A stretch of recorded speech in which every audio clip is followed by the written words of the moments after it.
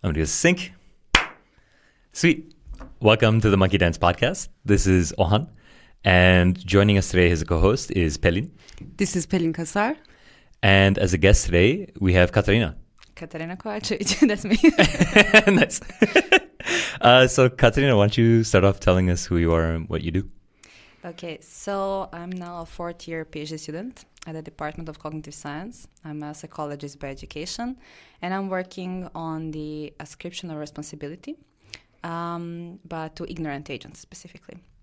So how do we decide and how do we judge if somebody is responsible for certain negative consequences while these agents who conducted some negative consequences were ignorant about some relevant information in the situation? Yeah, so that's the core thing. And now I'm also working on understanding the cognitive mechanisms behind this process of moral judgments. Cool. So can you give us some examples of what you mean by that? Yeah. So many of the viewers or listeners probably know about the Alec Baldwin famous case in which he shot a person on the set with a real gun filled with real bullets while not knowing that the gun was actually loaded. So he lacked this relevant information. And in view of that, he was discharged from the potential prison or punishment. So we see that sometimes the fact that somebody didn't know something relevant makes them less responsible. And in this case, for people, it was very intuitive that why would he think that the gun on the set, which is like a prompt, should have been filled with real bullets. And that's why people's intuitions were that he is not to be responsible. But there are, again, cases in which the fact that you didn't know something still makes you responsible. My favorite case is that I cannot say I didn't know that I need to pay taxes in Austria. Like, I just need to do that, right? There is no, that wouldn't save me from, not being punished for forgetting or not knowing to pay taxes, right? So it's a question when our ignorance is excusing us for being responsible and when it's not. And that's what I'm trying to understand. Which factors influence this decision, this moral judgment of lay people,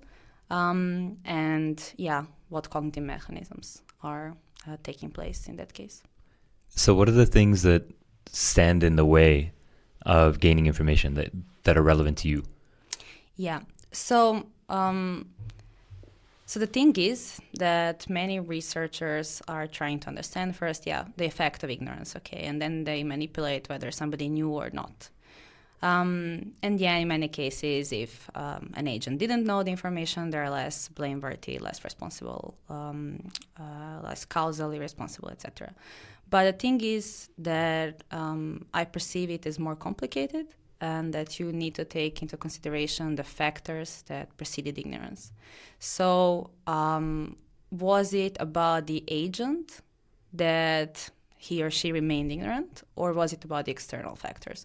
So what is the reason behind it? And I'm interested in, first, the main factor. Was it possible to get informed or not? So that's a bit connected to the free will. So was there an opportunity to get informed? That's how I call it. The second thing is, even if there is an opportunity, sometimes it's very costly for the agent to get informed. And it's not reasonable to go that far to get informed if it's more costly to you than the potential negative effects that you would prevent. So I'm also interested in this factor of, I call it effort needed to get the information. I'm also interested in the probability of the negative outcome. So in a sense, like in this very unfortunate case of somebody dying on a set, the consequences are really severe, but on the other hand, they were very improbable in a sense that you don't expect the gun to be filled with real bullets, right? So this probability of certain event happening does it also influence this expectation from you to check, to get informed, etc., etc.? So this is also something that I was interested in. And in all of that, I'm trying to understand how these intentions, pro-social intention to prevent negative effects, to prevent harm inflicted on others, how that moderates this responsibility ascription process. Yeah. So that's, in short, which factors I'm interested in here. So you have this type of intentionality, right, behind the gathering information, and then also a sort of cost benefit of how likely is the outcome, how severe is the outcome, versus how costly is it for me to gather the information. Yes, but I have to say that these two things are interconnected in a sense that we infer intentionality from these other things. In a sense that if it was very easy to get information and you didn't do it, then we can infer that you didn't care enough. So that's also how we can, through these external factors or your actions, in a sense, infer what your motivation, what your intentions were. So yeah, that's also, and I'm trying to explain this through the counterfactual reasoning. So how by thinking of this causal chain, so what could have happened instead, we come to conclusion whether pro-social intentions were there or not. Because we can say if a person had a more pro-social intention, they would have put the minimal effort into learning something, and then they would have prevented the outcome. And in that case, this relevant counterfactual, the relevant cause, is the fact that somebody didn't have pro-social intention. If it was very effortful to get the information, there is a certain benefit of a doubt. We cannot claim that the lack of pro-social intention was the relevant cause of the negative effect, because we can say, yeah, but if the circumstances were different, if it would have been easier to get the information, then the agent maybe would have done that. So yeah. So you have this fact of sort of inferring internal states in order to ascribe responsibility based on people's epistemic actions. Yeah. So right. I call it epistemic intentions.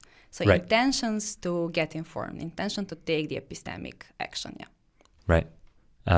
Speaking of which, that reminds me to ask you to move the waters off and put them on the ground.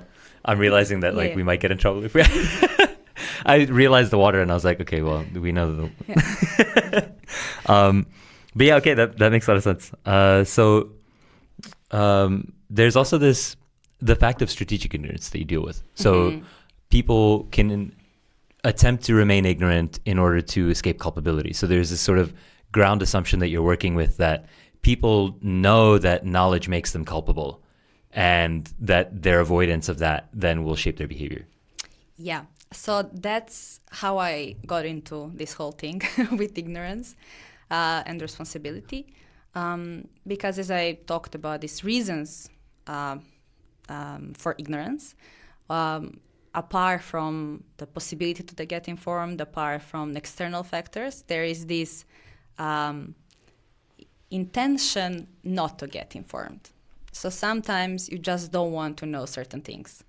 And as you said, why you don't want to know certain things? Sometimes because you know that you can use it as a strategy to avoid responsibility. Because you can say, it all started like in COVID when I was thinking about this.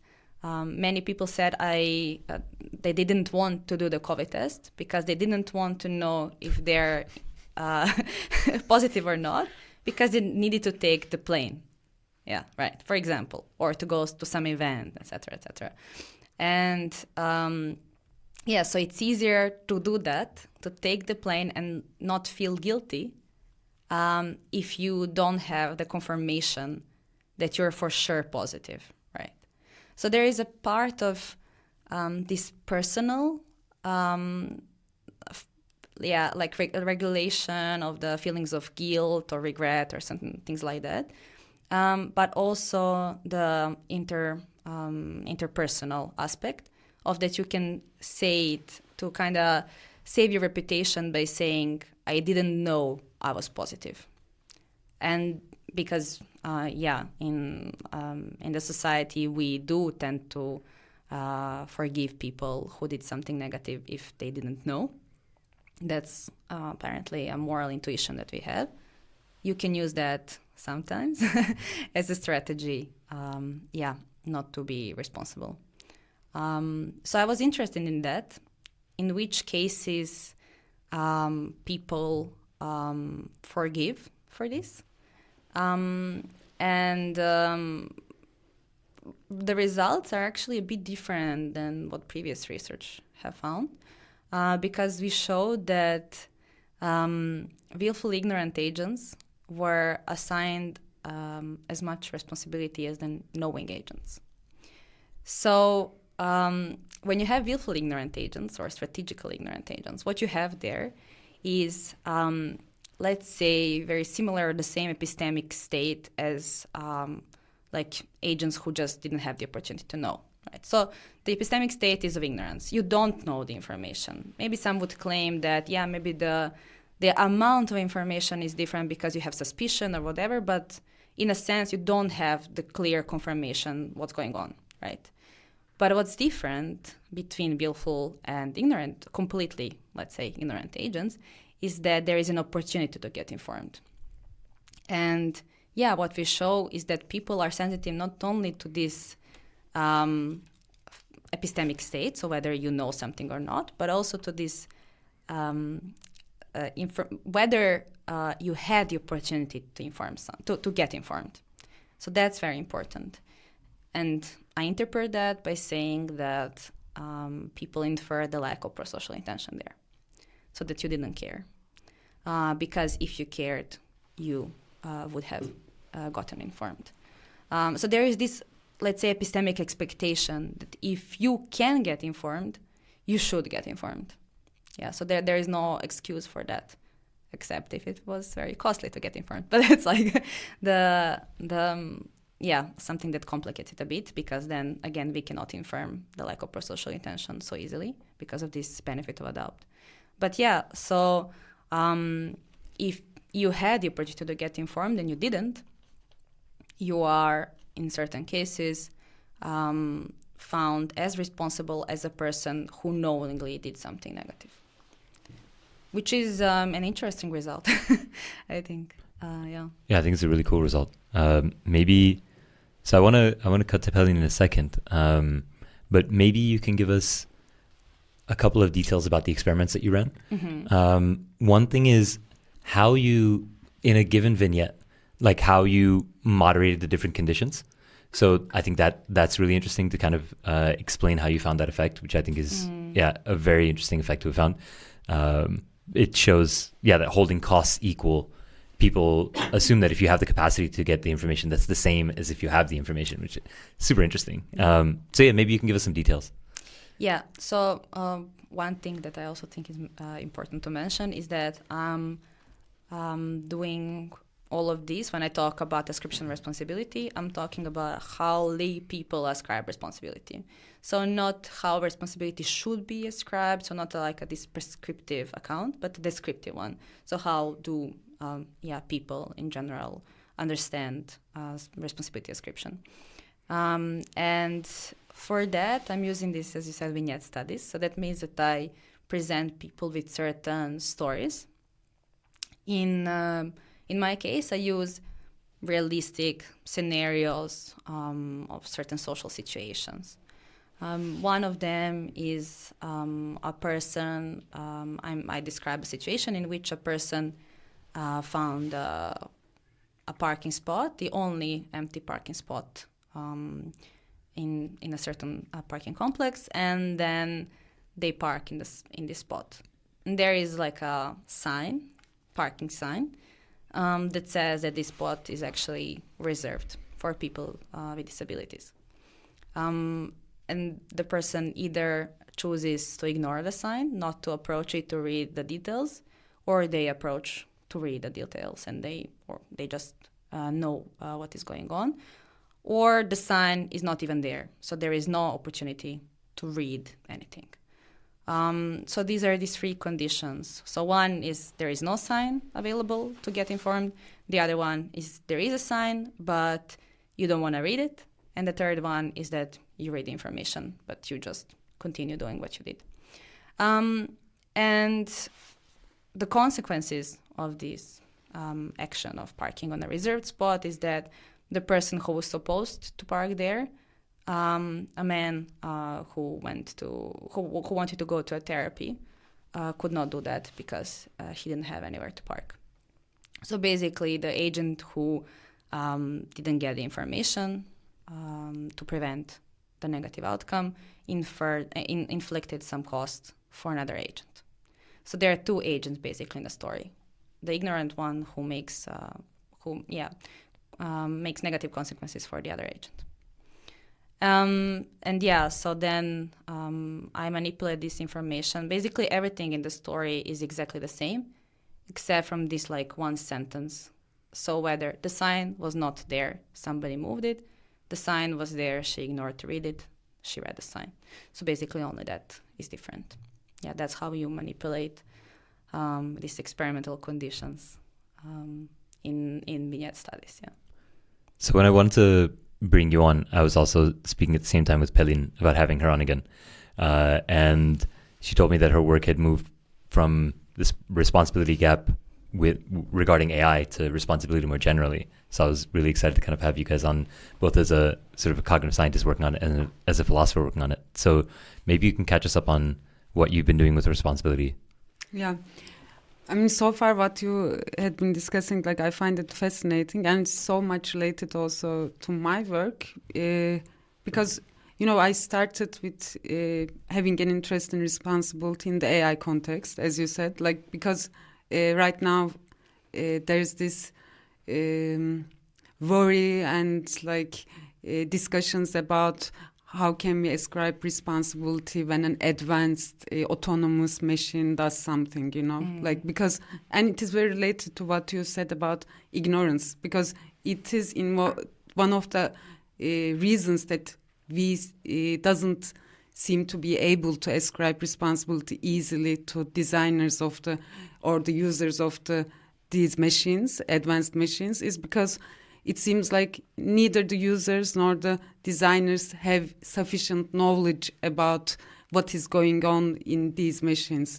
Like this is also called like black box algorithms, because we do not have sufficient information about what is going on there. We have the input, we have the output, and in between, I mean, engineers probably know more about than lay people, but still their knowledge is also limited because these machines are designed in such a way that for them to be efficient and good at decision making and all, they must work in this way. So it is not some kind of a malfunction or something like that. These machines are designed in this way and purposefully, but the outcome, one of the negative outcomes, is that the lack of information on the side of designers and the users is somehow a problem for responsibility. And this is how I kind of started thinking about responsibility in general. Like first I heard this notion of responsibility gap in the AI context, as I described it right now very briefly. But as you said, like there are actually many cases, like it is somehow difficult to ascribe responsibility, even though we have this intuition that, that doesn't seem right, you know, just because you didn't know doesn't mean that you are absolved of responsibility. Like there's this tension there, like, and then I started thinking about those general cases. Like, for example, when you're ignorant, like how it seems like it functions as an excuse, but also it is not intuitive to think that you cannot ascribe responsibility. And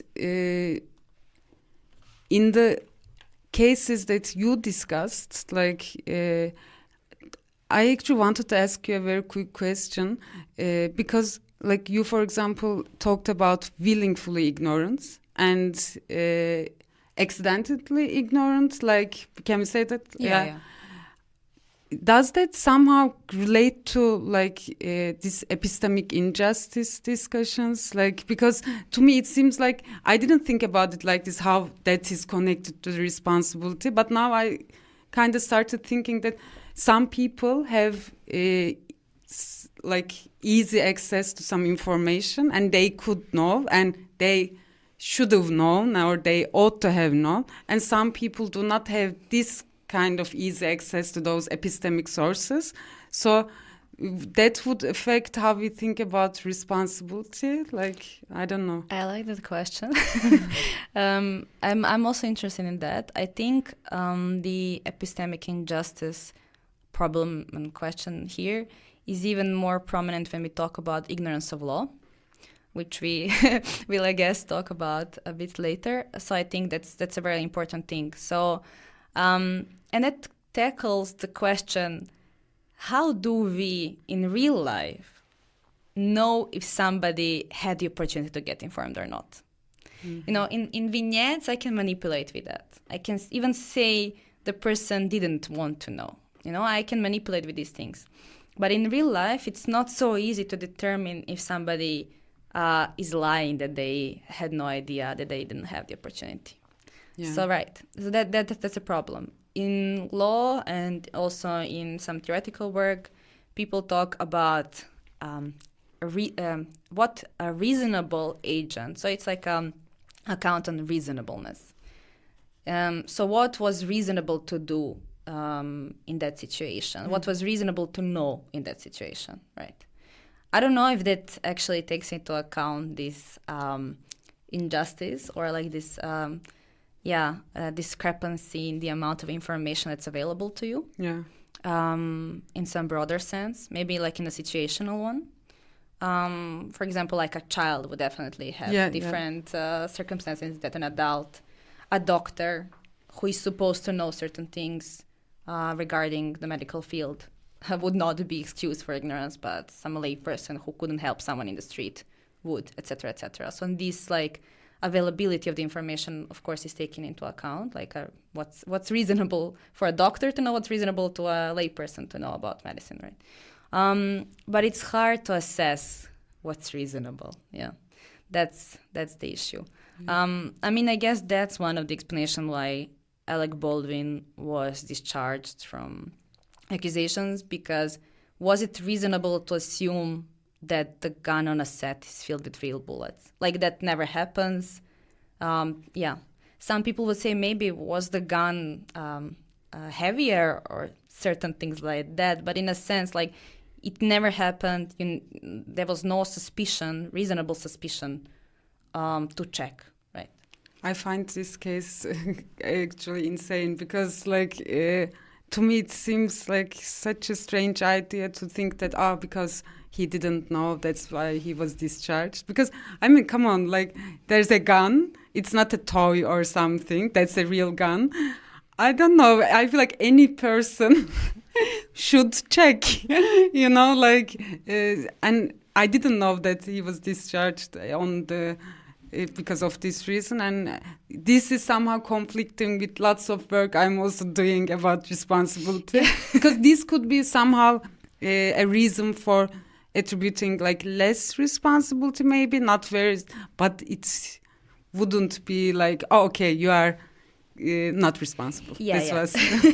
No, I'm not sure. I didn't read like a script from the court or whatever on which grounds exactly he was discharged, but that was one of the things that they put forward, like that he didn't know this. It would have been a very different case if he knew, right? Yeah. It wouldn't be a manslaughter, it would be like an intentional murder. I mean, if he knew that the gun was filled. And so it's a very complicated thing on those grounds. Even the case, what he was charged for was different in view of the fact that he didn't know. Some other person who actually filled the gun with real bullets was actually, at the end, the one found liable in this case. So I don't know in which grounds exactly what saved him from being charged, but that's definitely one of the factors to consider. I mean, you mentioned this case. So what's reasonable to act? Like, is it reasonable to point a gun at someone? Yeah, that's another thing. But yeah, I mean, maybe here we also have this hindsight bias that, now we know what happened, and yeah, but if nothing happened, would you say that what he did was wrong? Yeah, so it's very complicated. But definitely it seems that when I was also reading a bit of Reddit posts and whatever, that some people did say, but why would he know? Or when I talked to people, many people said, yeah, but why would he check these things, So you see that even people have different assumptions of what was reasonable in that case. So it's very subjective. And I can imagine in court for, certain situations, how do you determine this?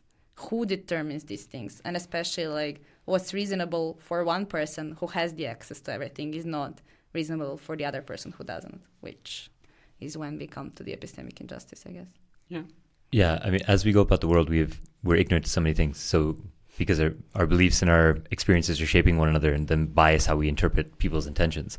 And I guess, I don't know the specifics of this case, nor do I want to speak for Alec Baldwin. Yeah. But I guess if I was to look at a simplified version of the case where you have an individual, like an actor who has been handed so many prop guns so many times, then you can maybe assume that his experience is that if I'm handed a gun on set, which has happened, I don't know, maybe hundreds or thousands of times in this person's life, it's never loaded with real bullets. Then I would say, okay, then, because I think that gets into an interesting question of the follow-up studies that you did about the likelihood of a particular outcome, and I think sometimes we also make this mistake with physicians,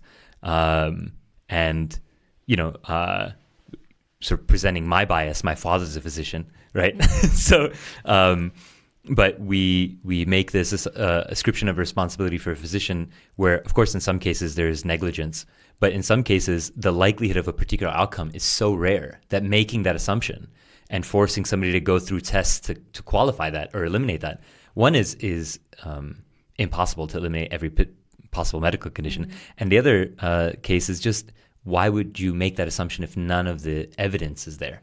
And so I think like this kind of thing is really hard. But maybe you can explain that set of experience as well.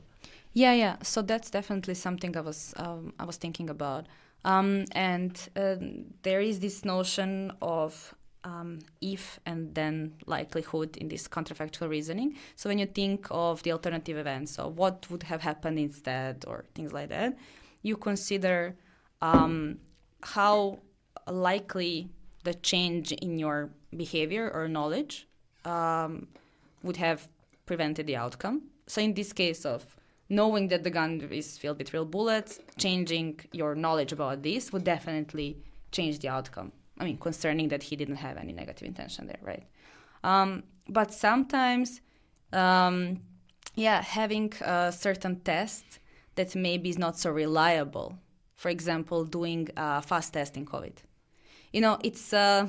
It's not so reliable to give you some consistent information, some concrete information, right? So there are many of these tests that are not completely 100% saying yes or no, like PCR tests. So in this sense, doing a fast test or antigen,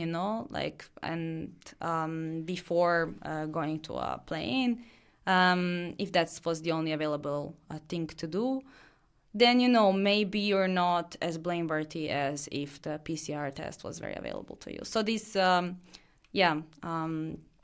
probability that changing your action, your epistemic action in this case, the likelihoods of taking that action to prevent the outcome are not the same. So that's also something to consider, right? But also the probability, of the outcome even happening. I mean, that's something I was interested in because it tackles this issue of reasonableness. The more probable something negative is to happen, the more reasonable, I guess, it is to check, to get informed, right? Like if you have COVID symptoms, it's more likely that you have COVID. I mean, right? Than if you don't have any symptoms. Right? So it's more reasonable to do the test. So So yeah, I also did the study with that. I used the same vignettes and I manipulated with that in the experience of a woman who's taken the parking spot. In one case, the spot was never reserved. In the other case, the spot in her experience was always reserved, and at that time. But I didn't get any significant difference there. I think that that's because people overestimated the probability, and that's also when we go to this bias of the outcome, or the hindsight bias. That now that you know the outcome, you overestimate what the person could have known and should have known. Yeah. So that's the issue, because probability. I said that something that this never happened in her experience, but probability was like more than 20% that people estimated, because I also asked them how probable they think it was that the spot was reserved. So people overestimated that probability. And that's why I think it was over some threshold. I think there is some certain threshold over which you expect people to check certain things. If that probability is 0.1, probably people are fine with not doing some tests for some rare disease. But if something happens with some 10% likelihood, maybe then you were supposed to check that. I cannot claim that scientifically, but as the intuition I got from working on all of this. This is, I think, very important also in the AI context, because normally the reasoning is like, the machine was not controlled easily by the designers, and they didn't have enough information, and the users as well. Then the outcome is difficult to describe. But if you think that, and with a colleague of mine, actually, we are working on developing a new responsibility schema for actually using in the AI context, because with this kind of reasoning, it seems like you cannot really get the good results, because normally we focus on agents and their actions, right? We don't have so much like the third component that does the work. But in the AI context, we have the agents, the human agents, we have the outcome, but we also have this third component in between, which has the causal efficacy of the AI artifact. And it seems like because of this third component, this standard account of responsibility ascription doesn't really translate well into the AI context. I mean, we are not ambitiously coming up with a new responsibility theory or so, but revising it in a way that you can easily use it in the AI context, because then you wouldn't think about it like, we have the human agent and the outcome was not foreseeable enough. Then with a new schema, you would think, the outcome maybe was not foreseen, but the risks involved with the machine could have been foreseen, it is about the more context sensitive conditions. Like if the risk is if there's even a small chance that is involved, that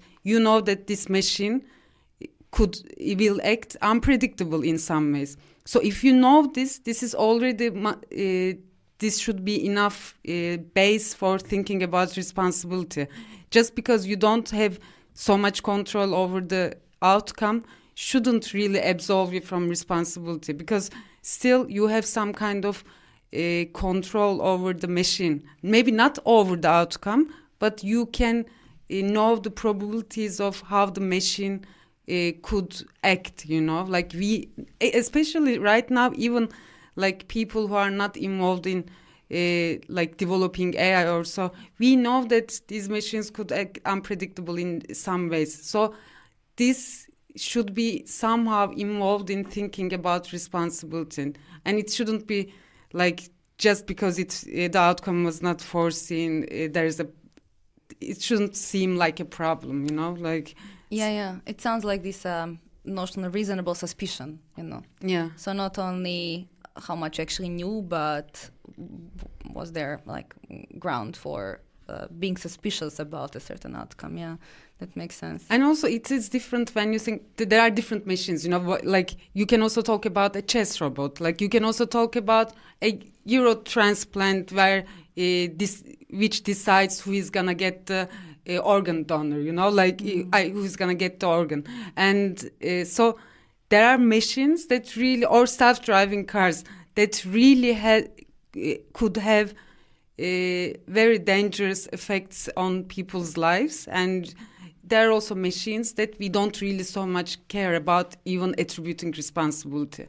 So if you think about those machines that are involved in medicine or like self-driving cars or something, then you really need to, even the small probabilities of some risks must be enough for attributing responsibility. I think this context sensitivity is somehow important, because these contexts are somehow the context that you need to put everything together. You cannot just, as in the case of Alec Baldwin case, just because you didn't know, then okay, it seems like we cannot do anything about it. And right now I think the whole literature on AI is also going in that direction. It is more about not about we cannot ascribe responsibility. It is about how are we gonna distribute responsibility. The problem is more about there are so many agents involved. Who are we gonna choose? So it is also going in that direction more. And responsibility is also seen a bit different, I think. Yeah, I think what you mentioned at the beginning, that in the case of AI, you have agents and artifacts. Mm-hmm. And one potential thing that I see there is that, according to what I studied and read, it seems that people are more likely to identify agents as relevant causes of certain negative events. Mm-hmm. And here you have an artifact and an agent or agents. And yeah, I think that's where we go in the tricky waters. I'm not really in the field of AI, but I can imagine the problematic there, that if you don't perceive AI as something humanoid or intentional, that maybe you're overestimating the responsibility of the agent in that case. It will depend, I guess, on the perception of controllability, in a sense that why we ascribe more responsibility to agents than to external events, because you cannot change the weather. You can say, if the road was less wet from the rain, the car accident wouldn't have happened. But it's something that's harder to manipulate with. It's harder to imagine this change than to imagine that the driver was supposed to drive a bit slower. So then, but you were supposed to drive slower, and that's why you're responsible. In the case of AI and the cars, it's tricky to say, but you could have controlled the situation. If you put the autopilot and you were maybe sleeping while in the self-driving car, you're still the agent who has the control to change certain things.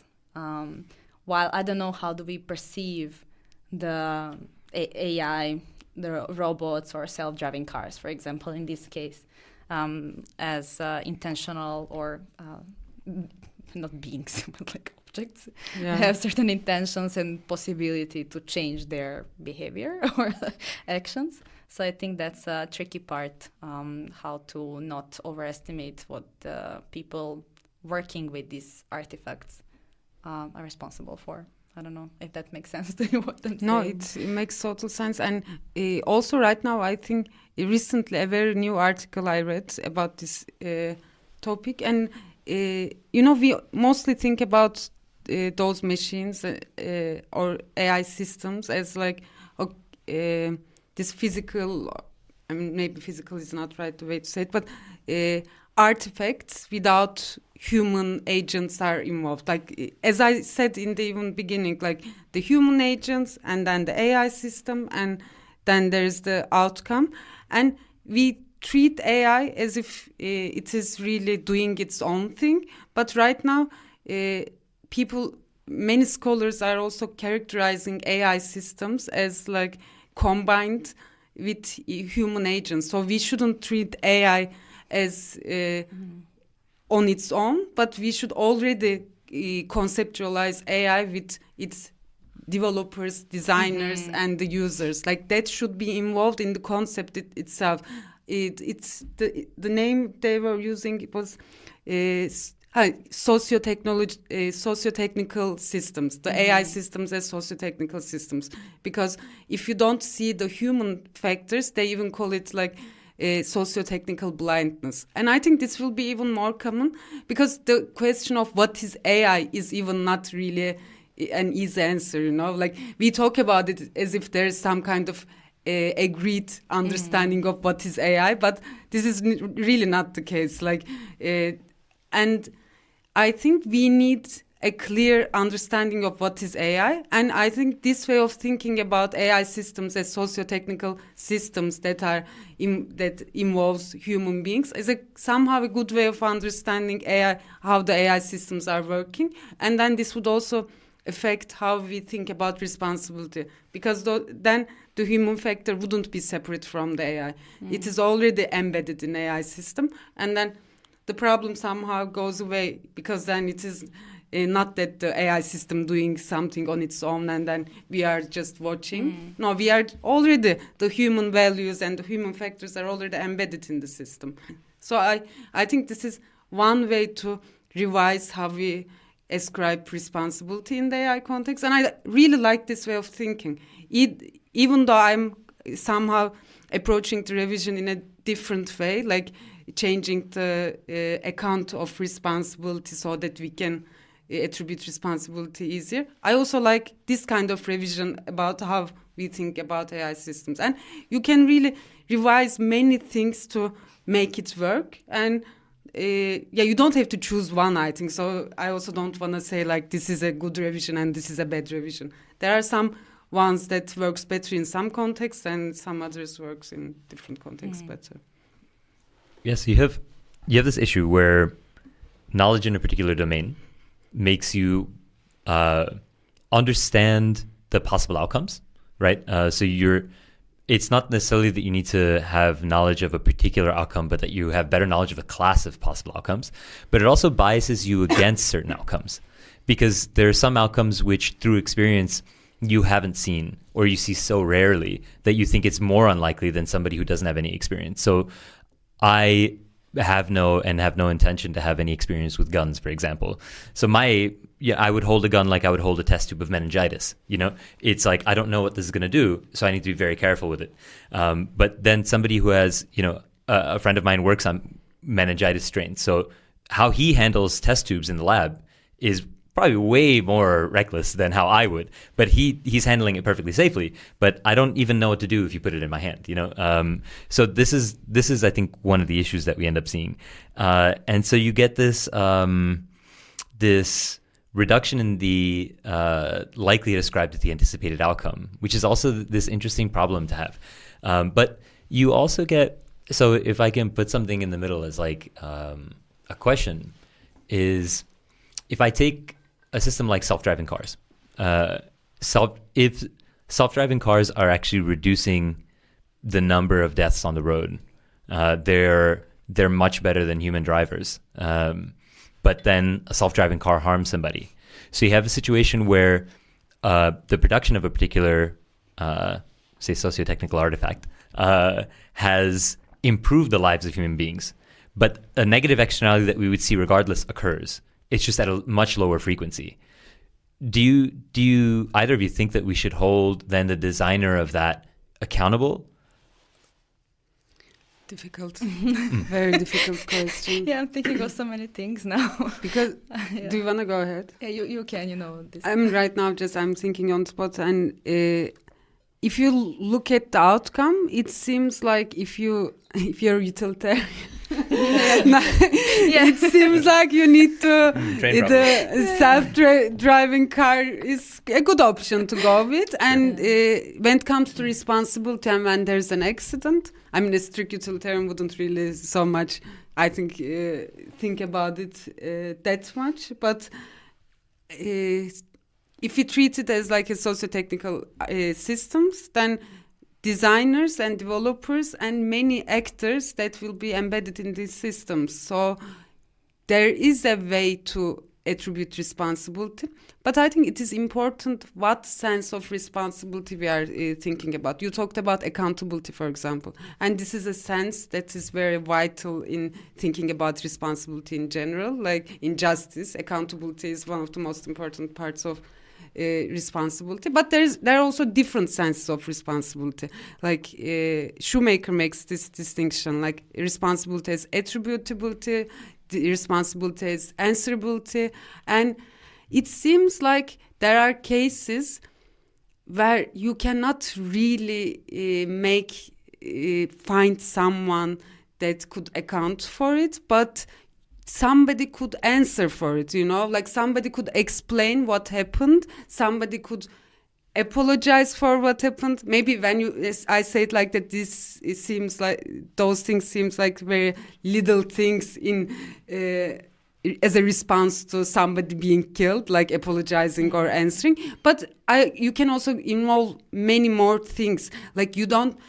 What I'm just trying to make here is that there's not one way that you can hold someone responsible, and just punishing, for example, is a very common way of thinking about responsibility, right? If somebody is responsible for some harm, some kind of punishment, blame, those things come with it. But you can also think about it in a way that the punishment doesn't come there, maybe even the blame is not there, but there must be someone who needs to explain, compensate, make amends, apologize and take responsibility. I think taking responsibility is a very important concept here, and that's also it's some part of my work I'm interested in, because in those cases that if the agent really cannot know, maybe it is about the circumstances, maybe it is, you still are left with this feeling that, but it doesn't seem plausible that, okay, you didn't have information, but still it is not plausible to think that there is no one responsible in this specific case, let's say in the self-driving case. There's this one example that is very discussed in this literature, like Bernard Williams, 19th century moral philosopher. He talks about a lorry driver who kills a child, but with no fault of his own, he didn't do anything wrong, nothing on his side could have been different, but he just runs over this child and kills him. So the outcome seems like you cannot really hold responsible this driver, but we are left with this feeling that if this guy, I say guy, but if this driver is not responding in a way that seems like he's regretting or we seem like, no, this is not right, there is some sense of responsibility should be involved, even in this case where the driver couldn't have done anything different, but still we expect from driver to do some things, maybe an apology, maybe being with the family, or making some kind of compensating somehow. If this driver just say, you know what, I didn't have anything to do with it, I just go away, continue my ride, this wouldn't be right. So I think going back to the self-driving case, the sense of responsibility could change. So maybe it is important to not think about very strong, thick lines of responsibility as accountability combined with punishments and blame and all. But there are different senses of responsibility that could be taught in those cases. Yeah. Yeah, I think it's very important what you mentioned, because that's also some, let's say, criticism I receive, what is responsibility? There is causal responsibility, there is moral responsibility. What responsibility even means? I like this notion of responsibility that you mentioned, that responsibility comes from to respond for something. Who is going to respond for what happened here? And that's what I mentioned in this, how do we perceive AI? Because it's not, I don't perceive it, this is my personal opinion, that people would be satisfied with saying the car is guilty for this. The car is responsible, I don't see that coming. And usually when we talk about responsibility, we talk about, again, human factors, like people. Which person is going to respond for this? Which institution? Yeah. So in this case, would it be a driver? Would it be a designer? That's now something to discuss. But also, I mean, in these cases of self-driving cars, now my psychology side is popping. This is a representativeness heuristic. I mean, these cases are perceived as way more also how they're portrayed in media, their importance, and how maybe they're rare, but they are monumental. Yeah, right. Although accidents happen all the time, unfortunately, but these type of accidents are something that you will definitely, one accident happens, you will definitely see it in the media, but you don't see every accident that happens by a human factor in the media, right? So that's also one problem there that makes these things way more visible. I mean, there's the same case with plane crashes. We talk about them more, but on the general level, planes seems to be safer, as far as I know. So that's one issue, how big it's made to sound. I don't know. Yeah, that's like in introducing this novelty of self-driving cars seems to be not mandatory, in a sense that people are driving cars. That's something that happens.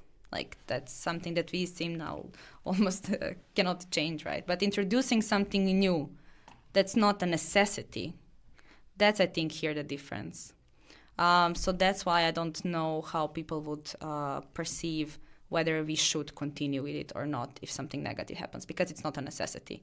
I mean, yeah, I guess that's in the current moral setting, that's perceived as not a necessity. But if we would do maybe more analysis to see that they are actually safer, then maybe that would be perceived as necessity. But now I'm not sure. This is only my thoughts on that, because I have no idea how to analyze this from a moral philosopher's perspective. A difficult one. Yeah, so I think it becomes interesting because you add an extra layer of responsibility. So in any traffic accident, you have some degree of responsibility from the person who's hit. Unfortunately, if the person dies, there are instances where that person is the one who's culpable and the driver is not. Probably more rare, but there is that.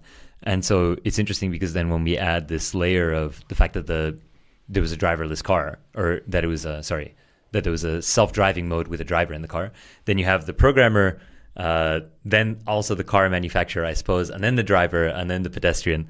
And so you have this really multi-layered responsibility of at which point is the knowledge critical enough? Should somebody who's using a car with an autopilot function be knowledgeable enough that is a possible negative externality? And so this is an interesting thing, kind of like the taxes example, right? Is you're engaging in a system, how much knowledge should you have engaging with that system? Is it, and is it right to, maybe, I'm not saying this is that we shouldn't do this, but is it right to look at a company and say, well, the way you marketed it insinuates that it's more safe than it is, and so it gives people a false sense of security? My preference is always to kind of shift blame onto the corporations if they're doing harm. So that's probably something like that. But there are questions of then who's culpable, the marketing person. But yeah, I think that these are really interesting sorts of questions where it doesn't necessarily get us closer to the answer, but it does point out this crucial thing, which you both mentioned, which is that we have this need for punitivism. There is this need to say there's this outcome and somebody needs to suffer some kind of human rights-based consequence, like an infringement on their human rights, in order to balance the scales of the cost. And that's a very interesting need. And maybe that's just a slightly different concept in general, but it sort of sits under every conversation of responsibility, that we need to ascribe responsibility. Yeah. I would like to add something to this complicated case of many agents involved in the situation. I think this counterfactual reasoning account can help us a bit on that, because how do we identify the relevant counterfactual in this case? Like, what's perceived as relevant? And that's the thing. Usually agents' actions are perceived as relevant because they're more salient, because they're more controllable, right? it's it's easier to think of an agent driving the car instead of putting a self-driving mode than thinking of a designer or a marketing strategy, etc., etc. Like it's more salient to consider these things in a certain context. That's one thing. But also, what can be a bit problematic there is that there are reasons to believe that you can sometimes, by making something in the situation more salient, shift where the responsibility goes, which is a second part of my PhD, right? Thinking of this, because usually multiple agents are involved in the case, and that's how you go to the victim blaming. Like in the media, how things are portrayed, you know? Like if you say, yeah, but what if this person was not there at that moment? What was she doing in the night? You know, you kind of shift this responsibility from the perpetrator to the victim by giving some different outlook or putting information from a different perspective. And I think here also maybe the way we talk about these things in the media, like whether you portray it as a manufacturer's fault or certain, different perspectives, you can also shift the idea who is responsible in that case. Which makes everything more complicated, but also a bit worrisome to me, because the extent to which this really changes people's minds is not like one-on-one, right? It's not like either or. It's not that easy, of course, thankfully. But yeah, it can influence people's minds if you put one thing forward. Yeah. Tell us more about this, because I think it's a really important point and a crucial societal implication-based aspect of your research. Yeah, I was trying to understand because, I explain the ascription responsibility through this counterfactual account by saying that people employ this type of reasoning to understand whether there was a pro-social intention, because you think, if there was the information, you would have acted differently. If you cared more, you would have gotten the information, etc., etc. But then there was a need to really test this, to manipulate with these counterfactuals or causal factors, and see if changing this, what's perceived as a relevant counterfactual, can change the assessment of responsibility. So in a sense that first I gave people certain, the same vignettes as I used in the first study, and then I asked them to complete the sentence that I started, if only, then the outcome would have been different. So to see what in different epistemic states conditions they perceive as relevant factors, as relevant counterfactuals there. So they would say, if only she read the sign, or if only the sign was present and available, if only somebody else didn't move the sign, if only the sign was more visible, etc., etc. And then I collected all these answers. I coded them in different categories related either to what the main agent or perpetrator, let's call them like that, could have done differently, or what I call the victim, or is like the second person who faces the consequences, could have done differently. So victim-related counterfactuals, agent-related counterfactuals, like whether epistemic ones related to what they could have known better or what could have they done differently, and also the external factors, such as epistemic factors, the availability of the information, or these other things like more parking spots available, different weather, etc. And then I use this information to create now new stimuli to kind of incorporate these counterfactuals in the vignette that I'm presenting by saying if the sign was present, or if the sign was more visible, or if it was easier to find the information, etc., etc., the outcome would have been different. So that was the manipulation, whether I said it like that, or it was like a fill-in sentence, but the information was there. Like if it would have been easier to get the information, for example, But in the other group, I said if she stopped to read the sign, for example. In that case, I didn't get a significant difference, but when I manipulated with the victim-related counterfactual, if I said, if the man left earlier for his therapy or something like this, then people ascribe different responsibility into groups. So when I kind of put the light on what one or the other agent could have done differently, then the responsibility assigned to the main agent, to the perpetrator, was either lower or higher.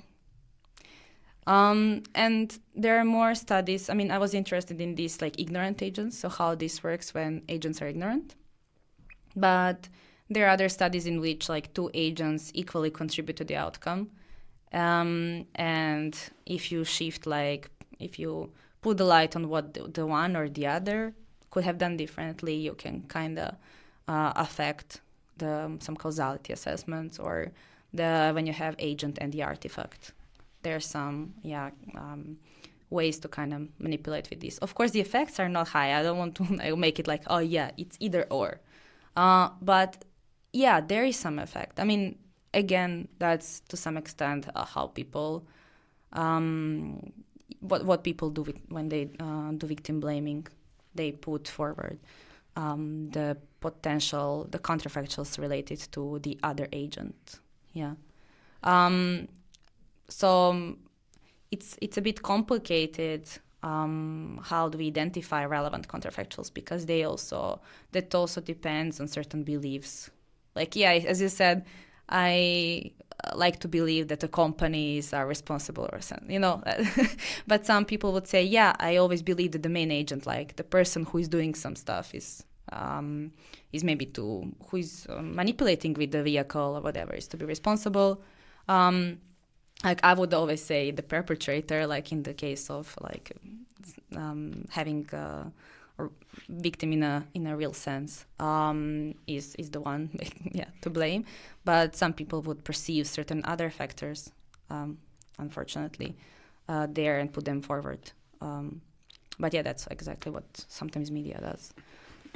The framing ends up playing a huge role, and the fact that you find the effect but that it's not a massive effect also probably shows why it's so polarized when people are willing to blame, in a very explicit case, those who suffered like physical or sexual violence, are willing to blame the victim rather than the perpetrator, as though, and I think it maybe comes across with this assumption that maybe how people judge individuals, how people see other human beings, as either, this kind of base understanding that humans are ruled by their lesser nature, and therefore they're unpredictable. Yeah. And so you should always assume that a human is a dangerous, is a threat, which is a horrible way to go about the world. But I think that sort of underlying belief might also determine somebody's susceptibility to a particular framing where they make a victim, they put blame on a victim for suffering the outcomes of society. Yeah, that's like this controllability factor that I was like, how mutable, that's one other way to name it, certain actions are. And if you believe that the human nature, that the person, this, not, I don't want to say like evil, but like this negative personality, or like, dangerous personality. Hobbesian nature of exactly, is not. So Hobbes Rousseau. It's like not possible to change, or something like that. It's not controllable. It's like in biology or whatever. In that sense, then you cannot change that. So you cannot change the actions of a perpetrator. But then everything is on the other person, which is, a big problem. Maybe certain aspects of the situations then are perceived as more mutable. Like it's easier to imagine that the person was not there at that spot at that time than to think that the perpetrator was a nicer person. So then you see that as a relevant counterfactual. The person being there at that spot, you perceive that as a relevant thing in a certain case. And that's how you ascribe less responsibility to the perpetrator. That's how the counterfactual account explains why how causality is ascribed, because you identify what's relevant in a certain context that could have been changed or could have been different, and in view of that, you ascribe, blameworthiness, responsibility, causality. But it is all. It's also about like this reasoning, right? You could have foreseen this, like being in this spot at this time, at this, as a woman, let's say, you could have seen that. You could have known that. Again, going back to how we started, like this. People who ascribe responsibility in those cases actually relying on those conditions that scholars also talk about. They are not doing it on a level that is not understandable. They work on this reasoning, but in a very strange way. Like, because you see the perpetrator, and there are also other issues that are involved in there, because I think there is a tendency to think, see perpetrators' behaviors as related to some pathological things, or making it look like they are not under their control. They don't have enough sufficient autonomy. And we have the other agent who has sufficient control and who could have foreseen it. So if, let's say, there's an animal, you wouldn't blame the animal. So in this case, perpetrator is seen like this animal who is not so much in control of their behaviors. And that's why you find the more human agent there in the scenario. And that's so, like, I don't know, I find this so interesting. And I think there's really this, even, I don't know, on media where those trolls and everyone, like incels, like people treat those as connecting it to some kind of like pathological cases and all, and that's so dangerous. That is really dangerous, because then you make them look like they do things, things that they don't have control over, and then you shift the responsibility to the other, that's highly problematic. And I mean, that's like how you also what's relevant, exactly, cause in that situation, right? Because you can easily then put it forward like, but if the person was not in that place, it wouldn't have happened. But if the other person was not doing something wrong, nothing would have happened. That's right. The causal responsibility also plays a role there. You somehow being cause of some events or actions.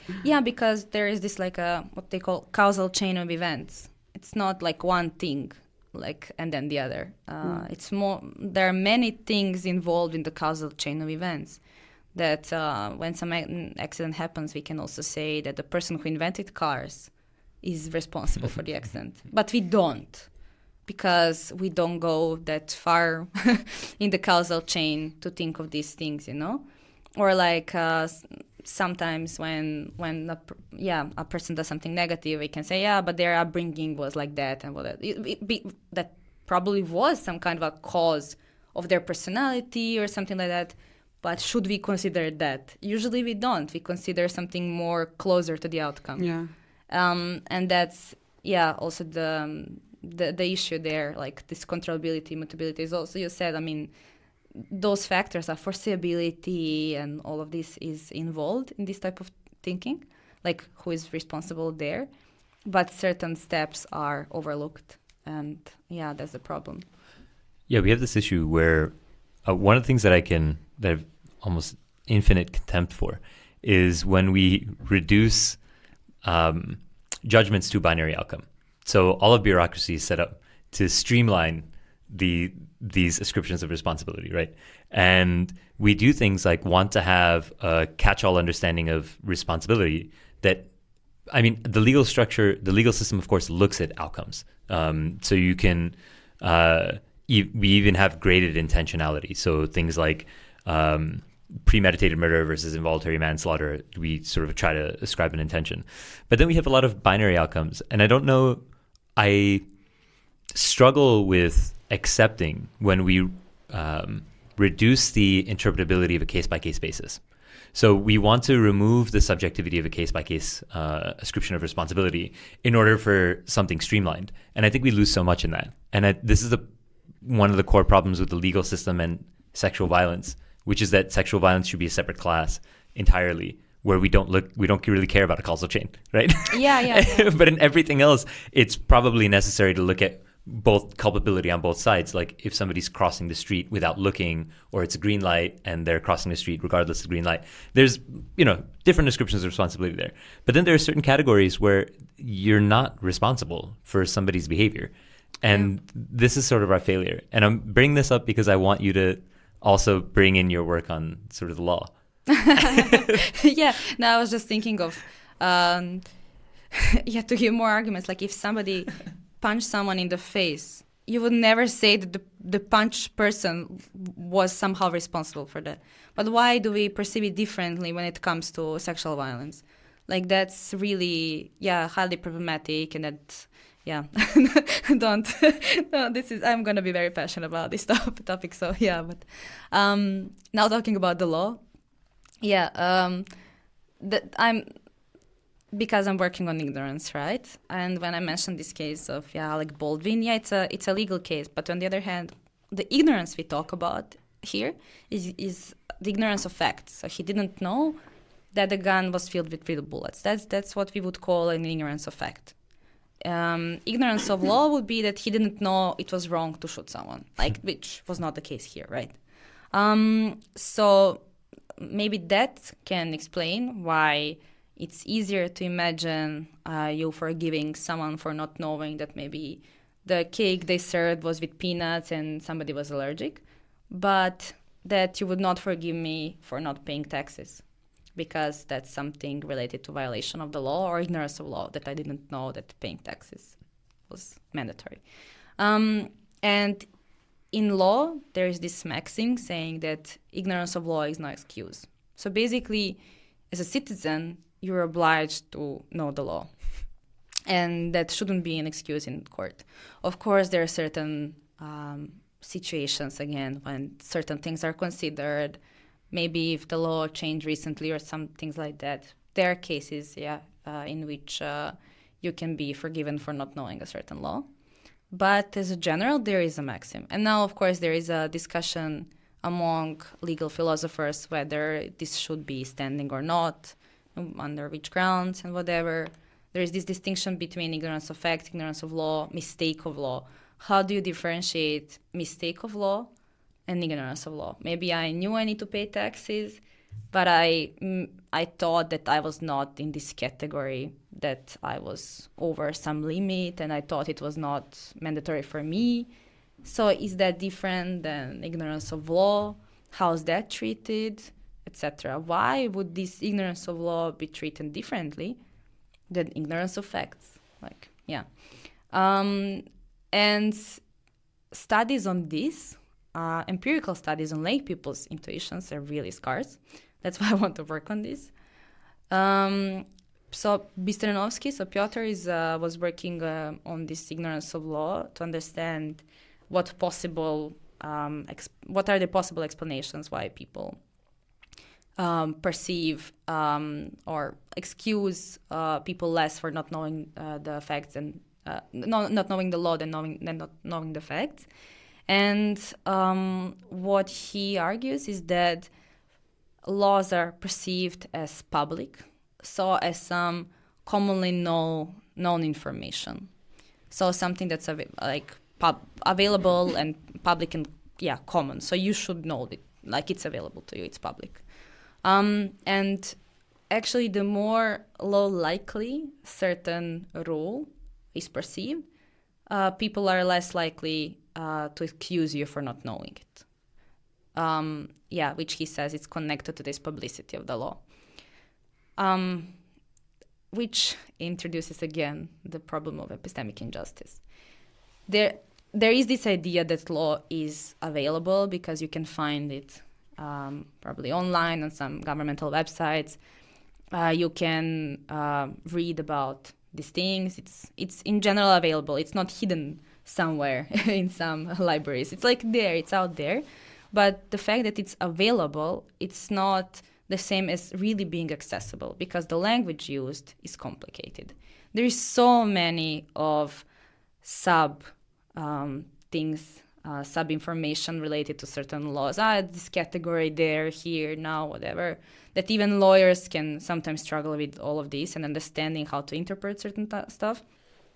So that makes people who can pay lawyers, that makes law more available to them, really. When we talk about the practical sense of availability or accessibility to law. Law is written often in a very complex language, etc. And at the end of the day, the cognitive demands, we cannot know all the things. We cannot know all the laws. Even law students, they don't know by heart all the laws. Maybe they know their branch, but even then they go and read it again. They follow the changes because that's their work. Should I follow all the changes in the law? Like set my reminders to check if the text categories change. That's the thing. What's reasonable? Again, we come back to this term. What's reasonable to expect from a regular citizen to do? And okay, we can talk about the fact that I, as an immigrant to Austria, should know my rights and duties and responsibilities, how long I can stay here with visa, without visa, etc. Because I'm in this context. If I was not, if I didn't plan to move, why would I know this information? Yeah, maybe it's less reasonable to expect that. And now in this context, I should get informed. But sometimes there is so many rules and laws that you need to follow that, and sometimes they are really not understandable. So it's a question. Is it fair to expect this, to have this epistemic expectation? And that's something I want to work on, to see whether people also differentiate this mistake of law, ignorance of fact, in which cases. And again, if this counterfactual reasoning can explain this. So if we shed a light on the fact that laws are complex, that there is too many of them, that they're changing, that, the availability of the information, whether the epistemic expectation from the agent to know the law would also change. So the last responsibility would be ascribed. That's a question I don't have answer still. And also whether there is a difference between different legal, different types of law. So like criminal law or, different things. Because maybe if we talk about criminal law, there are strong moral intuitions regarding criminal law, such as don't steal, don't kill, something that's let's say, very universal. These moral intuitions are not so obvious in certain other laws, such as how long I can stay in Austria without a residence permit. My moral intuition cannot inform me about this. So I'm curious whether this, there is a moral intuition that can inform behavior, moderates these expectations to comply, to know the law. Because if it's intuitive, you don't even need to know that it's a law. It's expected that you comply with it, right? I don't need to know that it's illegal to steal. I should just know that it's not a good thing, and that's why I shouldn't do it. I'm curious whether this morality kind of moderates this expectation that you need to know the law. Yeah, to further qualify the questions that you're raising, you also got a grant to do that research, which I think is really cool. I'm super excited to see what comes out of it. I might add to something maybe. Please do, because especially in this law case, yes, you cannot find the answers by appealing to your moral intuitions, right? And I think the concept of again, sense of responsibility is important here, because you can also talk about in two ways about responsibility, forward-looking responsibility and backward-looking responsibility. And it seems like in the cases where you need to know the laws, it seems like you have the forward-looking responsibility as a person who lives in this country, to know those things. The responsibility starts from there, not because you did something wrong and you are getting punished. That part already is there, but it is traced back to this moment that when you decided to live in this country, you are responsible for knowing those laws. So this is a different sense of responsibility, getting involved in thinking about your, punishment, maybe paying a fine or that thing. This is considered in this whole equation.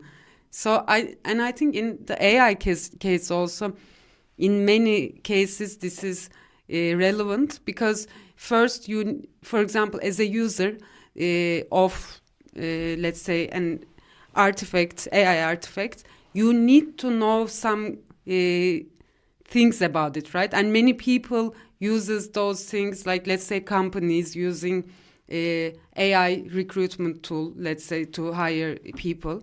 They just use it to make some efficient, objective decisions. And I mean, are they to what degree responsible to know how these machines work? Yeah, this is a question, but they should, at least to some degree, know that it could be biased. So like it could behave in a different way, not in a level that an engineer or the data scientist would know, but still the people on the end users, we say, like using those machines and artifacts, maybe machines when I say it looks like, but even with the very simple artifacts, they should know how to use them. And how are they gonna know this? Yes, first they should be motivated to know, but the information is not out there, like, so it is not super accessible. So then we look at the developer and designer part, and they have the forward-looking responsibility to inform the users. Like, for example, manuals. Like, this is such a simple concept, but you could also see it as like some kind of a metaphor for saying that, yes, you should find a way to inform the users to how to use your artifact, and you should inform them about the risks that are involved and the possible outcomes. Like, this is and this is not a new idea that came with AI or something. Even with the simplistic things, like there's the designer, the creator, let's say, of the artifact, there's the user, and there's this relation between them that is provided by the manual. And like designers and creators have the responsibility to provide this. And I think many things that harmful outcomes that are the result of using AI tools are coming from this, because users are ignorant about how what are the possibilities of using these tools. Yeah, I mean, the whole notion of this is not a toy, right? Yeah. Attempts to pass this on. Yeah. But you have this issue where, and I think this comes up in AI, you can put a cancer warning on a cigarette packet, right? But that doesn't really absolve the cancer the cancer company, the tobacco company of culpability, I think, in causing cancer. And so there's this interesting thing where corporations have the ability to add a caveat or add a piece of information, even if it's full information, like this causes cancer. But the product that they're creating has so many negative externalities that I think the culpability still remains with the corporation. So you have certain situations where, AI, most tools now, probably all of them, have little text at the bottom next to the chat window that says, it might give you incorrect information. And there's an interesting thing here where if, say, these chatbots get to a point where they're providing very accurate legal advice, right, to the point where it's usable and even legal scholars say, yes, it's at the point where it's useful. Now, does this make individuals using AI, like the fact that we have access to AI, now, does it make our culpability in the face of the law, does it increase it? I mean, these are interesting questions, right? Because then, to me, the question comes down to back to what is the purpose of the law and what is the validity of the legal system? Because you have so many cases where authoritarian leaders have changed the law to match what they want. And so then, what they're doing is technically legal, but does the legality of the system matter? And you also have systems where men and women are unequal, systems still today where people of different races are unequal or different religions are unequal. And so you have legal systems which are built for inequality. You have systems which are built for equality, but that doesn't solve the inequity problem. And then you have some systems where we hope to build more equality into the system. But along this gradient, you have legal structures of all types. And even in different domains, the legal structure might be different. Like we used to have in the United States affirmative action, which guaranteed individuals from marginalized groups better access to higher institution, higher education. That didn't create an equitable system, but it is slightly more equitable in a particular domain. It wasn't perfect, but it was better. But now even that's removed. So I guess both of your takes on that. I guess it aligns with what we once discussed about this morality of the law and whether law is inherently moral. I mean, first, the certain laws are aligned with moral intuitions, or that the law in general has this kind of a positive idea of regulation, regulating certain social situations in a moral way or whatever. There's research on this, how people perceive law and whether they perceive that law should be moral. And they do, but they also that they recognize morality of the law as a relevant characteristic of the law. But they recognize that some laws are not moral. There are some things that we can easily ally on, that killing is bad. But there are certain social questions such as abortion or certain social questions like this homosexual marriages, etc., etc. There are different moral intuitions about this in different contexts, and people can perceive a law that there is that homosexual marriages are not allowed, that abortion is not allowed as immoral law, and it's a question now. Then, should laws that are not perceived as moral, should judges proceed with them, or should they say, no, this is immoral, like I'm not gonna do what the law prescribes? So should we apply immoral laws? And it seems that one of the studies that I know by Engelman is that they try to understand this connection between law and legality and morality in people's intuitions. And there were three potential hypotheses on that. Either they're completely unrelated, so that the law is the law, and unrelated to whether the law is moral, it should be put forward. You should comply with the law. Judges should comply with the law. Or if some kind of a curve in which, if the law is a bit perceived as tricky or immoral, it should still be applied. But if it's really outrageous, then not. Or that there is like really a correlation that if the law is immoral, it shouldn't be applied. And it seems that people are in this, that people's intuitions are mostly aligned with this third thing, that they do have this strong intuition that laws should be moral, and that immoral laws shouldn't be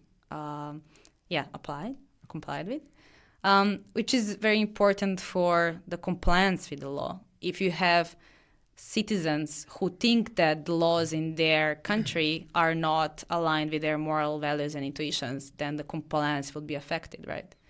And I mean, it also depends on this intuition, whether you perceive there is something called like the account of natural law or legal positivism. So whether you have this intuition that the law is natural, something that's very intuitive and moral, or that there is this like that law is the law and it's not so connected to what's moral. It's just like there is a system and we should comply with this system. That's a bit explains this question that you asked. Sometimes, most of the time actually, when you read a paper in responsibility gap in AI or so, like people point out in the beginning that, okay, I'm talking about moral responsibility, not legal responsibility. So there already we have this distinction. And I'm also one of those who says that, I am talking about moral responsibility. And I don't know so much about the legal part. Because in legal part, you have concepts that are not so much discussed in, let's say, philosophy of moral philosophy. Like, for example, liability. That's a very important concept, and you also mentioned, especially in the case of like artifacts and products.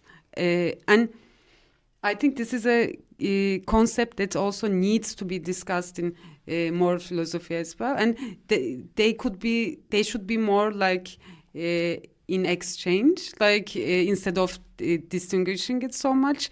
And the legal part, and also this is something, another thing that I see a lot in the papers is that people saying, I'm talking about what I'm talking is political, not so much moral.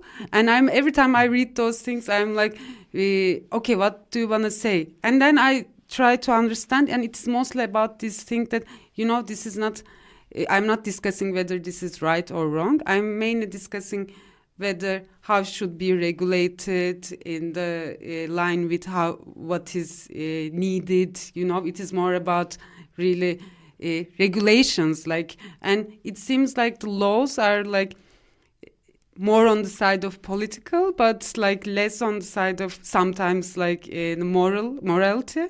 And and I think the legal part and law part, I'm not so much informed about it. But I do think that you cannot really think about those things very separately. But sometimes you need to make that distinction because, as you said, there are laws that are immoral, so you cannot really equate morality with laws, and you cannot treat laws as moral all the time, In practice, I mean, that's the thing. Like in theory, I guess they should, or people think they should, but in practice, that's not always the case. Or, as I said, there is not a clear moral intuition that could guide the understanding of the law or the expectation. There's not one moral system that we could also all agree. Maybe with the simple things like don't kill, don't steal, or so. We share the moral intuitions. But there are none of the cases actually that are that we look at is all about stealing or killing or so. So it's once they are more complex, the morality cannot really, the common moral intuitions that we have cannot guide us.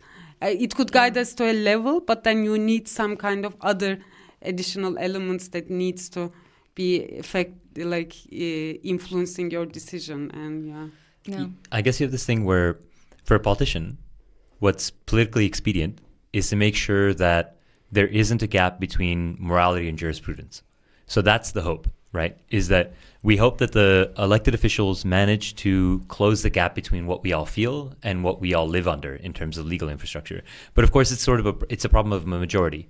So if you have the ideal is that whatever the majority moral opinion is, that the legal infrastructure will be changed to kind of match that. And in cases like the United States, with regard to abortion rights, when it was framed in terms of the life of the pregnant person, then in the 70s, people shifted their morality to say, yes, obviously it needs to be protected. But then somehow conservatism managed to change the nature of the debate, to shift the morality into the importance of the life of the fetus. And so that shifted people's morality back into some kind of more conservative position, which then devalued the life of the pregnant person. And so this is usually a woman, obviously, very important to say that, just because of the repealing of women's equity in American legal infrastructure. But you get this issue where sometimes you have minoritarian moral rule, which is very strange, where the opinions of a minority are able to influence the legal infrastructure that most of us live under. And so, I think that the point that you raised, Katarina, is really crucial, because if it seems to definitely determine adherence. Because when I look at the American legal infrastructure, before any type of homosexual marriage was allowed, I would encourage anybody to break that law, right? But then there are some laws that I don't encourage anybody to break regardless, right? Like killing anyone. So you get this case-by-case basis because, of course, to go back to this point of the binary, humans deal on a case-by-case basis, and it's strange to sort of rob humans of that right whenever they deal with bureaucracy to have cases dealt with as they come and have somebody considering the factors. But then you get this one issue of course, the subjectivity of a judge, and then the issue of how a prosecutor sees the law versus how an attorney sees the law. Yeah, and sometimes, I mean, I guess there is, as far as I know, there is also this debate. It's not such a straightforward thing to say that the laws should be aligned with lay people's moral intuitions, because also sometimes people can be really strict with what punishment they expect in certain cases, So should we really align the legal system with what lay people would assign, Like, that's not so straightforward to think of these things. I guess it's also more complicated than just saying, oh, yeah, it's moral to have, it's a good thing to have homosexual marriages allowed. But the other thing is to say, yeah, this person, there should be death row, or, That's also something like that's, or how big a punishment should be for certain things, Should you really listen to lay people regarding these things? Or you should do some studies and to say, what kind of affects people to do less crimes? Which type of punishment is better for the public perception of the certain harm?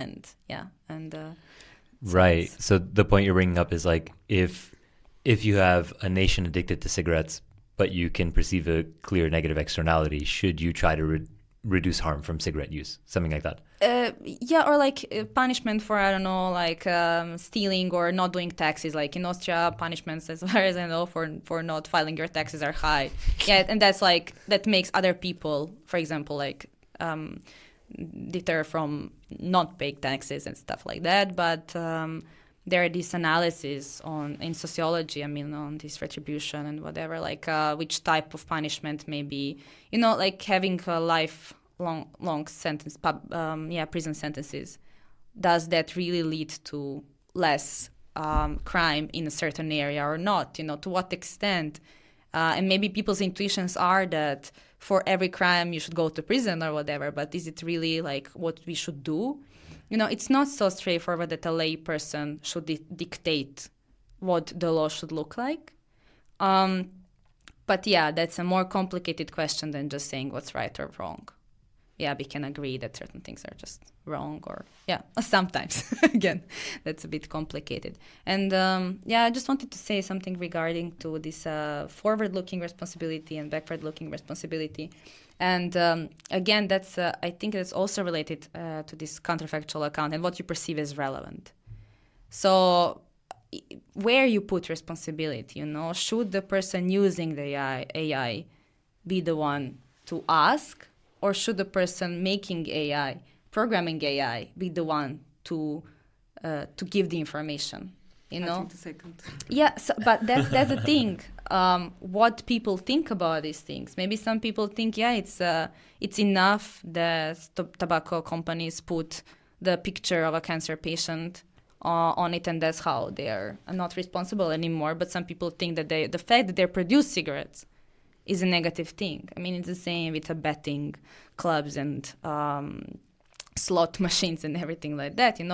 Who is responsible for certain things there? And it depends like whether you put the agent there or the institution or the company, and that makes it more complicated. And I'm not sure on which factors exactly this expectation depends. Yeah, really good point. Again, it kind of highlights the fact that we have to go domain by domain, and we're not going to have a general rule of when the individual is culpable versus when a corporation is culpable, or when we can say it's justified for a legal structure to impose some kind of law that, while unpopular, is statistically likely to lead to some kind of better outcome. Right, like recidivism rates in jail sentencing, mandatory minimum sentences and crazy shit like that. But yeah, cool. We are already at 1 hour and 40 minutes. Goes by fast. So maybe if we can slowly close out by asking you, Katarina, what drives you towards this work? Should I be honest? Be honest, yeah. Okay, now my life story. Another an hour. Yeah. In 1992. No, I'm younger than that. Right. So what happened is that I came to Vienna in 2021. So imagine, like, it's COVID, yeah, one of the peaks of COVID, and in Serbia the COVID tests were not available really. Like only if you're really sick you could get a free test, or you could pay I think 70 euros or something like that if you are going to visit your grandma and you want to do the test. And then I moved to Austria, where PCR tests were not only for free but so easily available. Like you just take it from the shop and you put it in a shop. Like it was really easy.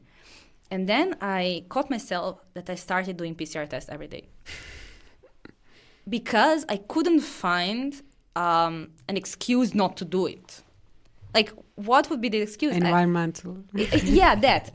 But again, that's what you consider as relevant. Is environment more relevant in that case than the fact that you think you're somebody old or somebody you have contact with can die immediately from it, you know? Because you lack information about the illness and whatever. So in my brain, it was like, yeah, I mean, I should do it at least once a week to if I can stop the harm by getting the information, like what stops me from doing that? It's easy and it's not costly, like, and then I realized, okay, so it depends on the context. I mean, I also noticed that my expectations from others were different. Then in Serbia, if somebody didn't know, I was like, yeah, how could like and in Austria, yeah, but you really could have done the test before visiting your grandma, what stopped you there? So that kind of I realized I was overdoing it, of course. I noticed the irrationality of my behavior, of course, but that kind of made me think of what factors actually people do take into account when they expect others to get informed. Because you cannot know everything. So I realize I cannot know everything. And it's not really, normal to do all you can every day to know everything, because your life would just be, inspecting and getting information. So where's the limit? What's the expectation? How do you calculate costs and benefits? Do you calculate all of that in this account of responsibility for ignorance? So that was my life story, how I got into all of this. And so this maybe let's call it a fairness and fair expectations, and having this like a fair society, and also equal availability of the information, taking into account this availability of the information. Yeah, that's very important. And all of that, like, is that really considered? And so let's say it like this. Right on. Well, maybe we'll close it out with that. Thankfully, COVID is not a topic anymore. So sorry for bringing it up again. But thank you so much for coming on, to both of you. Thank you for inviting. Thank you.